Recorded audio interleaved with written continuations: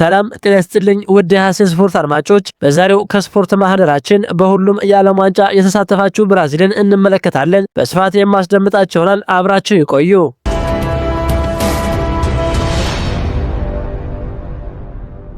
ብራዚል በዓለም ዋንጫ መድረክ ከምስረታው ጀምሮ በእያንዳንዱ ውድድር ላይ በመሳተፍ ቀዳሚዋና ብቸኛዋ ሀገር ናት። የዓለም ሕዝብ በጉጉት የሚጠብቀው ትልቁ የሀገራት ውድድር የሆነው የዓለም ዋንጫ በፈረንጆቹ 1930 መድረክ ጀመረ። ብራዚል ከዓለም ዋንጫ ጅማሮ አንስቶ እስካሁን ድረስ በሁሉም የዓለም ዋንጫ የተሳተፈች ሲሆን የዘንድሮው ተሳትፏ ደግሞ ለተከታታይ 23ኛ ጊዜ ነው።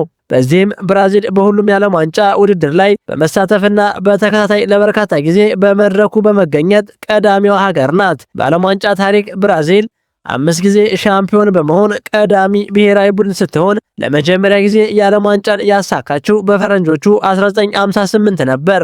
በመቀጠልም በ1962፣ በ1970፣ በ1994 እና በ2002 ሻምፒዮን በመሆን በመድረኩ 5 ጊዜ ዋንጫን በማሳካት ቀዳሚ ናት። ሆኖም ግን የ5 ጊዜ የመድረኩ አሸናፊዋ ሀገር ብራዚል በፈረንጆቹ 2014 ራሷ ባዘጋጀችው መድረክ በጀርመን የደረሰባት ሽንፈት የሚረሳ አይደለም። በወቅቱ ብራዚል በራሷ ድግስ በጀርመን ብሔራዊ ቡድን አስከፊ የ7-1 ሽንፈት ማስመዝገቧ ይታወሳል። ብራዚል ኔይማር ጁኒየርን በሩብ ፍጻሜው በከባድ ጉዳት ማጣቷን ተከትሎ ያለ ወሳኝ ተጫዋቿ ነበር የግማሽ ፍጻሜ ጨዋታውን ያደረገችው።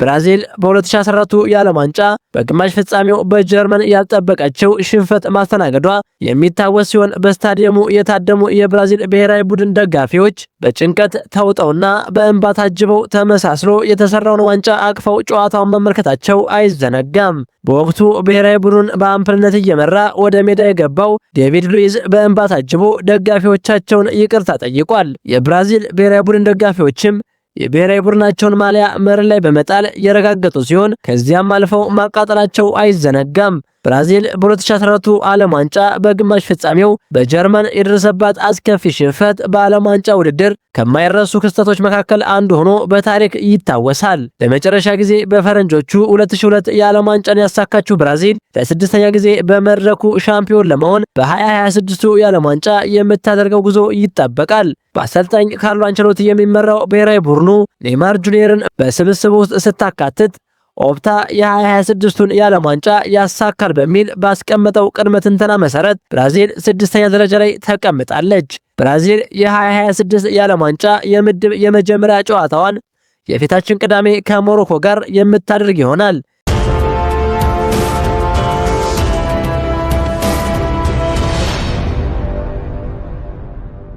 ክቡራን የሐሴ ስፖርት አድማጮች፣ የዛሬው ከስፖርት ማህደራችን ይህን ይመስል ነበር። ሐሳባችሁን በኮሜንት አጋሩኝ። ለሌሎችም ድረስ ሼር አድርጉት። ቸር ተመኘን።